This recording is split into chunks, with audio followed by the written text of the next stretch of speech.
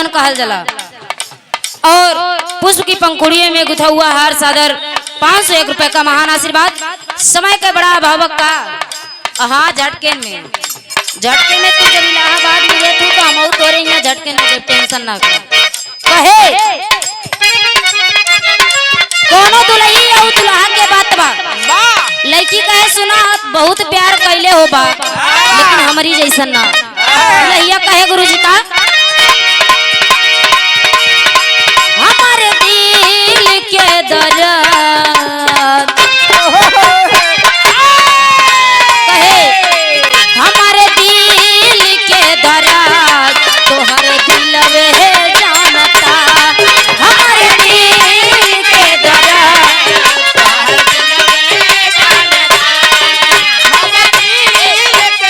और हमारे धर्म के बड़े भी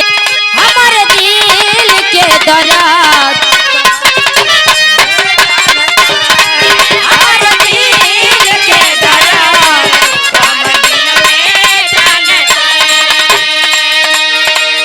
जनवों से भी बेसी रे पागली तो होके मानता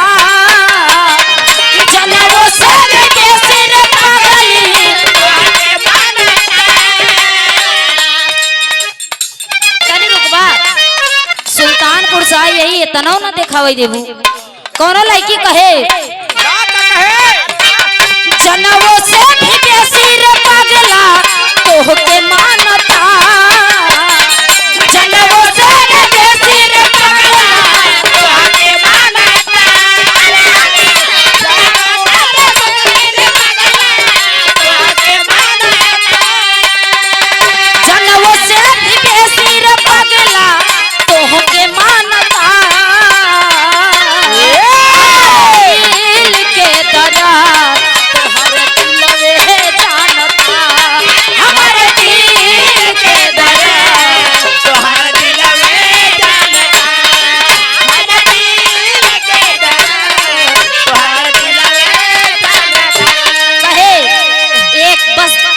एक लाइन कहे चाहे हमके डाटा चाहे हमारा के मारेला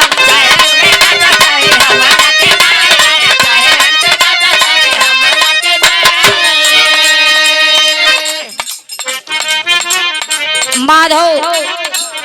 महादेव सरदारों के सरदार सम्मानित आप सुनील सरदार गुरुजी आपके द्वारा सादर 501 रुपए का महान आशीर्वाद छोड़ो में कोट प्रणाम कहे तो नहीं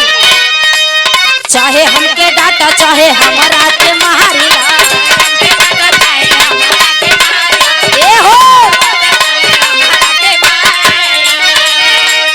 केतनो रुआ बराजा हमारा पे झारेला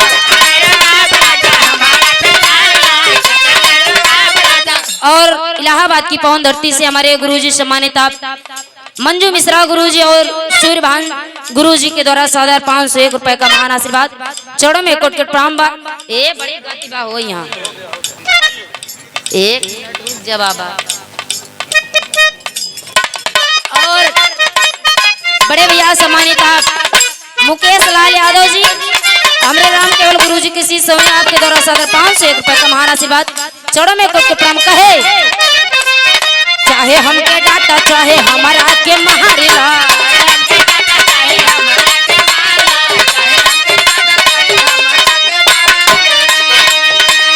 केतनो रुआ